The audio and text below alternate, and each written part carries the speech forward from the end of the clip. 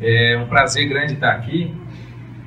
O que eu vou fazer é muito simples. Faz alguns anos já que eu venho pesquisando os efeitos colaterais do aborto na mulher.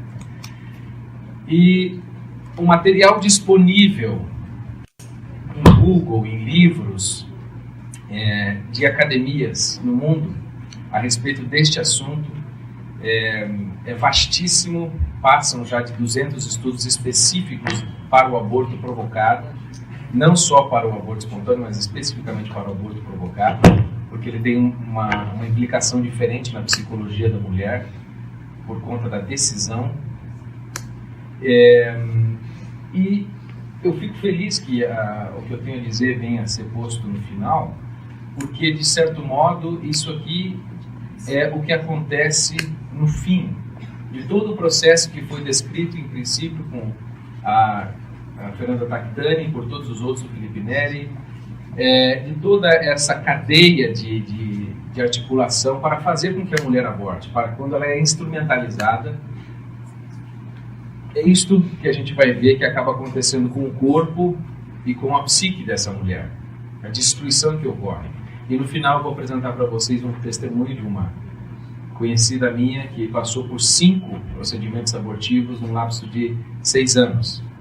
E ela sofreu aproximadamente 85% dos efeitos colaterais que eu consegui categorizar, assim, que tem embasamento científico sólido, né?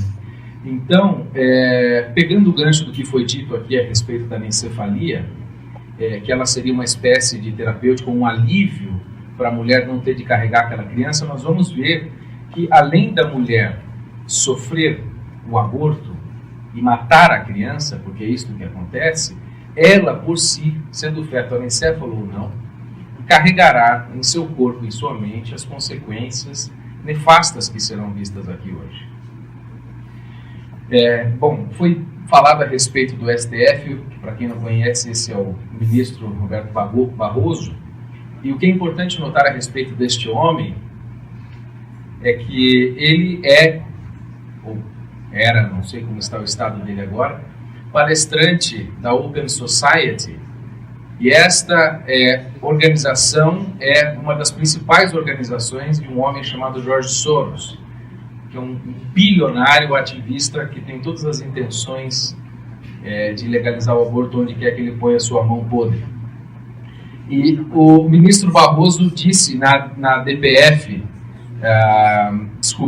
na DPF que ele fez nessa última decisão a respeito do habeas corpus, essa citação foi retirada de lá. Ele disse: há uma visão idealizada em torno da experiência da maternidade, que na prática, não é na ideia, na prática, pode constituir um fardo para algumas mulheres. O que ele está dizendo? Que uma mulher carregar um bebê em si é muito pior do que se, por exemplo, ela abortar. Mas nós vamos ver que é exatamente o contrário. E os estudos que têm saído agora, principalmente do Dr. Reardon, o David Reardon e da Priscilla Coleman, têm mostrado que uma mulher que realizou aborto tem 4 vezes mais chances de morrer por causas naturais do que uma mulher que nunca concebeu. Uma mulher que concebe filho tem mais saúde em seu próprio corpo do que uma mulher que nunca concebeu. Portanto, a gravidez, em vez de fazer mal à mulher, faz bem, inclusive, à vida dela. Pode passar. Bom, vocês conhecem essa senhora, a Débora Diniz, da qual foi falado aqui também, e ela, numa recente entrevista, falou que nós estamos falando muito mais de um campo de desamparo da saúde em relação às mulheres do que do estado de saúde do feto. Bom, a gente sabe que ela não se preocupa com o estado de saúde do feto, porque ela, de novo, quer entrar com uma arguição de descumprimento do preceito fundamental, uma DPF, para descriminalizar, ou pelo menos possibilitar o aborto em casos de diagnóstico de Zika nas grávidas. Ela disse que se trata do desamparo da saúde em relação às mulheres. E nós vamos ver, eu repito, que não se trata de um desamparo, mas se trata assim de piorar ainda mais a situação da mulher. Foi comentado também hoje aqui o caso do estupro. As estatísticas dizem que de cada 100 mulheres que são estupradas, uma engravida. Uma. Desse 1% que engravida, 70% das mulheres que engravidam decidem ter os filhos. 30% abortam, resguardadas pela lei. Esses 70% que decidem ter o filho se recuperam mais ou menos no primeiro ano do trauma do estupro. Aquelas que decidem abortar o filho que veio em decorrência do estupro carregam em média de 8 a 9 anos para se recuperar. Porque além de ter sido violentada sexualmente, ela sepulta o próprio filho dentro de si. E isso acaba sendo uma fusão atômica de problemas psíquicos e físicos nela. Pode passar. E depois, para contrabalancear, eu coloquei o nosso querido Bento XVI, que disse como é amarga a ironia daqueles que promovem o aborto entre as curas para a saúde materna. Olha como ele foi preciso. É desconcertante a tese daqueles que acreditam que a eliminação da vida é um assunto de saúde reprodutiva. Se trata, na verdade, de doença reprodutiva. Pode passar. Bom, foi mencionada também rapidamente a estratégia de maio de 2012, que fala a respeito da redução de danos em serviços de aborto seguro. Não é o foco abordar isso aqui, mas para vocês verem como essa estratégia está em curso, em virtude do que o presidente Donald Trump fez nos Estados Unidos, retirando o financiamento a qualquer tipo de promoção ou prática do aborto fora dos Estados Unidos, a Holanda e os outros países, como foi mencionado, se juntaram para fazer um caixa, um fundo internacional para financiar e promover o aborto no mundo. Saiu notícia lá no site do PSTU, aborto legal e seguro para salvar vidas. O aborto nunca é seguro, nem para a criança, nem para a mãe, e eu vou mostrar para vocês, nem para os médicos e enfermeiros que realizam o aborto. Porque existem efeitos colaterais também nos médicos e enfermeiros. A Nossa Excelência saiu da Carta Capital, esse segundo, aborto legal, seguro e para todas. Saiu no G1, países se unem para criar Fundo Internacional de Aborto Seguro. Pode passar. A pergunta é, aborto seguro existe? É óbvio que não. O aborto, eu acredito que é uma das pautas que são indefensáveis, logicamente. Ela não traz qualquer benefício em qualquer caso, ao meu ver. Pode passar. Bom, pode passar? Mais um, isso. Esses são, assim, dos mais leves que eu pude elencar em primeiro momento, os efeitos colaterais físicos que foram categorizados pela doutora Deborah Evans, isso em 89. Esses estudos já vêm sendo feitos desde os anos 50, tá? Mas é que ela fez um compilado e é muito interessante isso que ela apresenta. Pode ocorrer durante um aborto perfuração de útero, se for por sucção, por exemplo, sangramento durante o aborto e a mulher precisa receber uma transfusão de sangue. As transfusões de sangue, quem conhece o ciclo, meu pai é médico, eu posso falar, é complicadíssimo você fazer uma transfusão de sangue.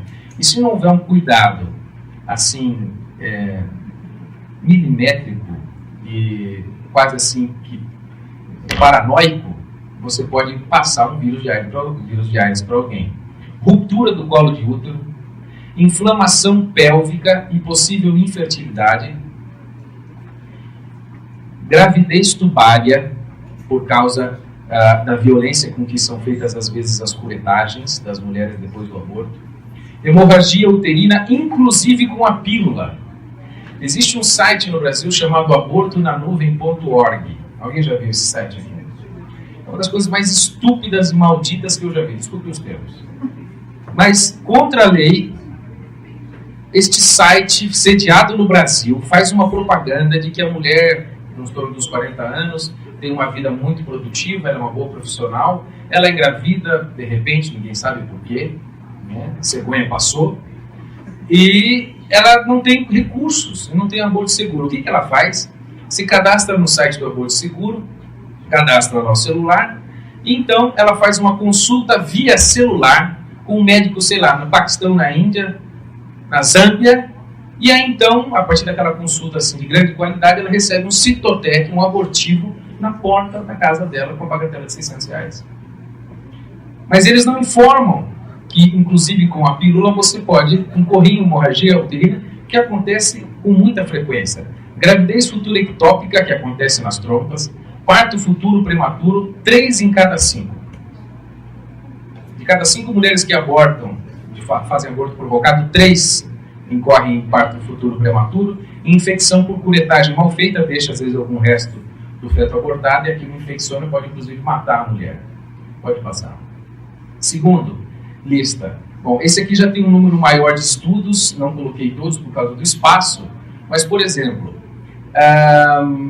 em 20 a 30% dos casos de aborto feito por sucção do feto ou dilatação e curetagem, que é o DC, eles reduzem a fertilidade e a reprodução da mulher. 2. Segundo maior risco de fatalidade nos Estados Unidos. O primeiro risco, se eu não me engano, é infarto do miocárdio nos Estados Unidos, que mata. O segundo, nos anos 90, que foi feito esse estudo, esse aqui é do Rear de 87, tá? A segunda causa era a morte da mulher por causa do aborto com solução salina. Eles pegam uma solução salina muito forte, introduzem no útero da mulher, aquilo queima a criança viva e depois eles extraem. Isso matou muita mulher nos Estados Unidos. Risco de aborto espontâneo no segundo trimestre, obviamente das outras gravidezes futuras, aumenta 10 vezes. Morte por hemorragia, infecção, embolia pulmonar, insuficiência cardíaca, anestesia mal administrada, morte vinculada ao aborto. Você acha que, por exemplo, a anestesia mal administrada, alguém já fez uma cirurgia de peso aqui de grande porte, sabe o quanto é meticuloso a consulta que você faz com o anestesista? Peso, você toma remédio, você acha que algum médico interessado em fazer um aborto, que é um procedimento que leva 15 a 20 minutos, vai fazer toda essa celeuma necessária para investigar qual tipo de anestésico, se você tem alergia, etc., ele vai fazer isso? Não vai fazer isso, e não faz isso. Por isso que muitas mulheres morrem por anestesia mal administrada. Muitas vezes morrem em casa depois. Morte vinculada ao aborto é aproximadamente 3 vezes maior entre 15 e 49 anos, que é mais ou menos a idade fértil da mulher, em que as mulheres que concebem seus filhos. Ou seja, as mulheres que concebem têm 3 vezes mais chances de viver mais do que as mulheres que concebem seus filhos. Pode passar. O que mais? Futuros filhos deficientes por danos cervicais uterinos. É o que eu falei, pela violência do ato que é feito ou pelo despreparo médico, eles podem danificar o útero da mulher e também fazer danos nas partes cervicais da mulher. E aquela criança tem má formação, porque o útero não está naturalmente bem apto ou preparado a receber aquela criança. Baixo estado de saúde geral, isso aqui é unânime nos estudos. Aumento de 80% no número de consultas médicas por causas físicas, porque elas têm uma série de problemas vaginais, vocês vão ver o testemunho da senhora no final. E aumento de 180% nas consultas por razões psicológicas, que é o próximo assunto que a gente vai ver. 180%. E você vai me dizer que isso é um caso de saúde pública. Isso aqui é um caso de aumento do problema de saúde pública, não de diminuição. Pode passar. E esse aqui é mortal. Já tem só deste tipo de problema, que é o câncer de mama, que é o que eles chamam de link ABC, seria o Abortion Breast Cancer Link, o link entre o aborto e o câncer de mama, link ABC. Já tem mais de 76 estudos, já está beirando 100 estudos deste caso específico, câncer de mama ligado ao aborto provocado. Um dos primeiros deles, talvez o primeiro, tenha sido feito no Japão, por esse senhor Seiji Fujisaki. Foram feitos em 57, onde eles fizeram um estudo epidemiológico a respeito do câncer de mama ligado ao aborto provocado, onde eles descobriram que ele dobra a probabilidade de câncer de mama. Mas os estudos foram ficando cada vez mais refinados, os dados foram ficando cada vez mais precisos, e eles descobriram que, por exemplo, nesse segundo estudo feito em 81, que uma mulher com menos de 32 anos, que aborta na primeira gravidez, tem 140% mais chances de desenvolver câncer de mama. Em primeira gravidez, com menos de 32 anos. Este outro estudo aqui, muito sério, descobriu, ele fez uma meta-análise de 28 estudos a respeito do câncer de mama e em decorrência do aborto provocado na mulher, em que eles descobriram que na primeira gravidez era 50%. as chances, isso de 28 estudos. E após a primeira gravidez, ela tinha 30% de chance de ter câncer de mama. Pode passar. Bom, aqui tiveram outros estudos. Esse também foi uma meta-análise que descobriu que 27 de 33 estudos feitos no mundo corroboram com essa tese. 27 de 33. O outro estudo do International Journal of Cancer, de 93, disse num trecho: maior risco que quando a mulher aborta, faz um aborto provocado, ela tem maior risco de desenvolvimento de câncer cervical e nos ovários após o aborto induzido. A Carola, que vai contar para a gente depois o caso dela, teve câncer nos ovários, reincidência inclusive, além do câncer de mama. E saiu uma fala muito interessante no Los Angeles Daily News, em 1997, dessa senhora Janet Taylor. Ela é abortista, favorável ao aborto, e fez essas pesquisas também por conta, para verificar se era de fato assim. E olha o que ela disse, naquela entrevista que ela deu ao jornal. Tenho 3 irmãs com câncer de mama, e eu abomino as pessoas que bagunçam dados científicos. O termo em inglês é mess around. Ela diz: bagunçam dados científicos para apoiar sua própria agenda, seja favorável ou não ao aborto. Eu adoraria não ter encontrado qualquer associação entre câncer de mama e o aborto. Está mostrando qual é a intenção do coração dela, qual é a vontade. Mas nossa pesquisa é sólida como rocha e nossos dados são precisos. Não é questão de acreditar, é uma questão do que realmente está aí. Ela mostra o desapreço que ela tem pelos resultados das pesquisas científicas. Pode passar. Esse foi um dos grandes agora que saiu em 2014 e foi feito na China. Para quem não sabe, a China tem a política do filho único, principalmente se for homem. O segundo filho é muito recomendado que se aborte. Então lá o aborto é uma coisa feita em massa, ou seja, é um ambiente propício para verificar quais são as consequências. E todos esses cientistas aqui na China fizeram essa pesquisa, essa meta-análise, e descobriram a respeito do aborto induzido e o câncer e o risco de câncer de mama entre as mulheres chinesas. E eles descobriram que se a mulher faz um aborto na China, ela tem 44% mais de ter câncer de mama. Se ela faz 2, 76%.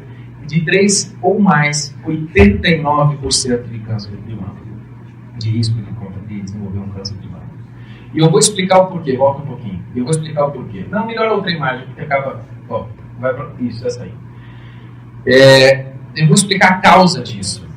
Quando a mulher engravida, o corpo dela entra num estado completo de modificação dos seus hormônios, ela começa a produzir estrógeno, começa a produzir progesterona e outros hormônios para criar um ambiente propício para desenvolver aquela criança. Um sistema de apoio, por assim dizer. E quando a criança vai amadurecendo e se desenvolvendo dentro da mãe, principalmente depois da 12ª semana, que é crítico no desenvolvimento, começam a produzir-se glândulas mamárias na mulher. E essas glândulas mamárias são cheias de estrogênio. O estrogênio é um hormônio muito ligado ao câncer por uma razão simples. Ele está conectado com a multiplicação de células. Então a mulher começa a ter um aumento considerável das mamas, produzir as glândulas mamárias e o corpo prepara para amamentar. Se aquele processo é interrompido de uma vez, aquelas células que estavam sendo produzidas por ordens específicas de hormônios, emitidas pelo cérebro e pela presença do bebê no útero, aquilo começa a se transformar num desenvolvimento anárquico de células, que nós damos o nome de câncer. Ou seja, quanto mais a mulher faz isso no corpo, mais chances ela tem, porque ela vai deixando lesões, pequenas lesões, e aquilo vai se acumulando durante o tempo. E você soma isso aos aspectos psíquicos dos efeitos colaterais do aborto. O aborto é chamado de a doença da depressão ou do estado psíquico negativo. Então você soma um ambiente físico, fisiológico ruim, mais um aspecto emocional abalado. É um ambiente propício para o câncer. Houve algumas contestações acadêmicas que não vai entrar aqui agora, inclusive o Instituto Alan Guttmacher publicou uma pesquisa contestando esses dados, mas já foi arqui-refutado por todo mundo. Um desses estudos tentando refutar essa estatística foi da senhora Melby, no New England Journal of Medicine, que contestou os dados. E depois o Sr. John Wright contestou a contestação e mostrou, de fato, que foi feito uma espécie de manobra. Inclusive, eu vi esse dia eu estava passando no aeroporto e vi um livro escrito assim: Como mentir com estatísticas. Foi isso aqui que foi feito. O que a senhora Melby fez, Melby, né, fez para distorcer os dados? As mulheres, ela fez com quase 50 mil mulheres, foi um número expressivo. Ela pegou as mulheres que abortaram num lapso de 10 anos, entre o aborto e a pesquisa. E as que não abortaram, num lapso de 20 anos, para analisar a gravidez até aquele tempo. Só que tem um problema muito grande. Existem efeitos colaterais do aborto, como câncer de mama, às vezes até a depressão, que eles se manifestam 20, 30 anos depois.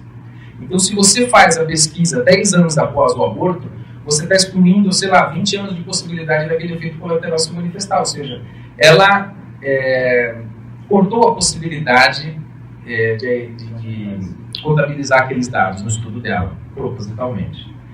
Ela reclassificou 30 mil mulheres que abortaram dentro do estudo dela, dizendo que não foi bem assim, que talvez tenha sido um aborto espontâneo, para mudar as estatísticas.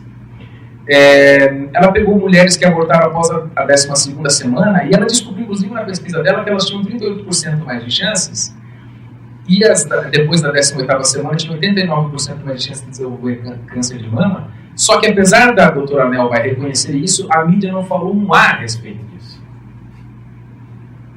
Foi um A. Não manifestou, inclusive. Ela tentou desprovar, mas aí ela descobriu esses dois dados aqui, apesar de ter feito toda essa chicana, ela ainda descobriu e a mídia não noticiou.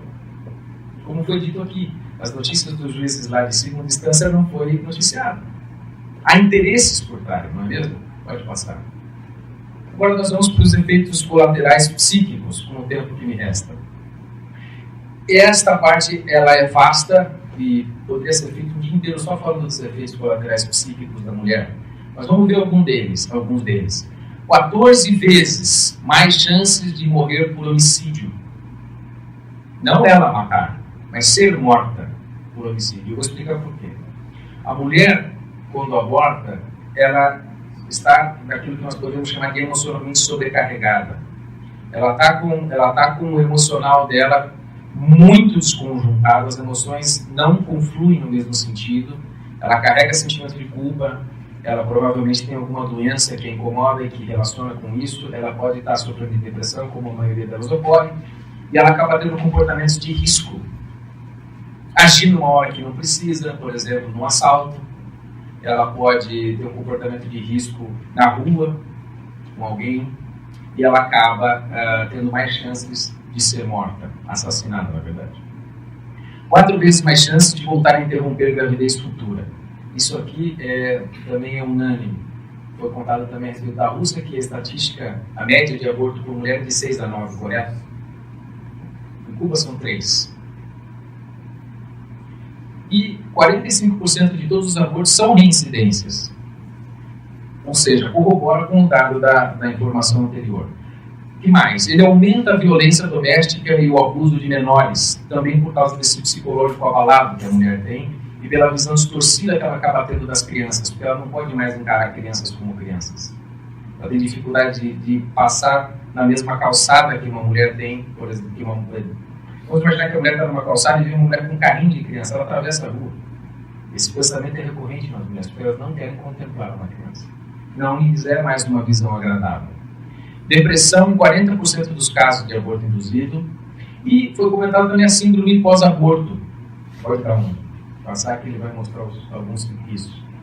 A síndrome não tem um sintoma só, é um conjunto de sintomas. Não tem mais do que esses aqui. Tem enjoo, enjoo tá lá. Mas tem outros aqui, culpabilidade, que não estão contemplados aqui. Eu coloquei os principais dele que marcam a mulher que sofre de síndrome pós-aborto. Depressão, ansiedade, enjoo, culpa, pesadelos, baixa autoestima. Quando ela carrega esse conjunto de sintomas, ela pode ser categorizada, como a doutora Teresa Burke chamou, de síndrome pós-aborto, e é comparável, segundo o Dr. Dennis Rambo, à síndrome dos soldados que voltaram do Vietnã. Aqueles filmes que nós vemos daqueles homens que acordam suando, sonhando com a guerra, com os tiros, gente morta, é exatamente isso. Pode passar. Síndrome do estresse pós-traumático, né? Deixa não para frente. Vamos estar voltando. Mais um. Vai lá. Mais um. Aí. Outros efeitos. 79% de culpabilidade e incapacidade de perdoar a si mesmo. 63% tem medo a respeito da gravidez futura. 55% informaram pesadelos relativos ao aborto. Essas descrições de sonhos, quando você encontra um relato desses na internet, são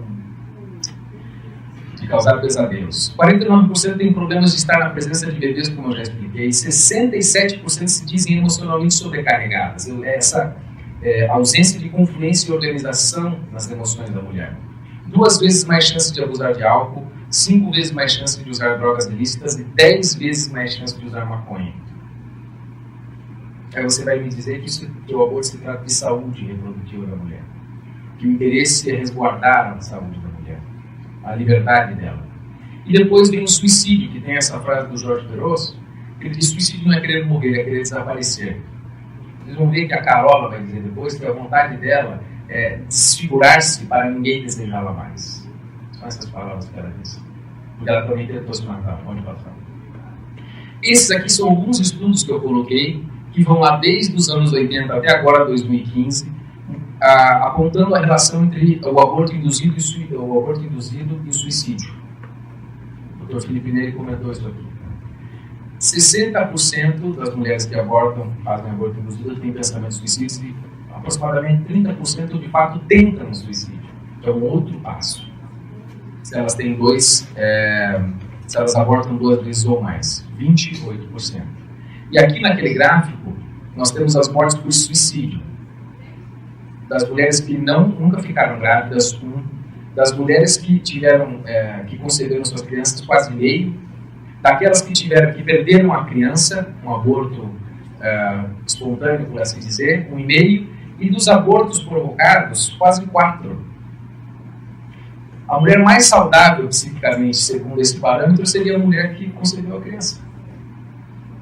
Pode passar.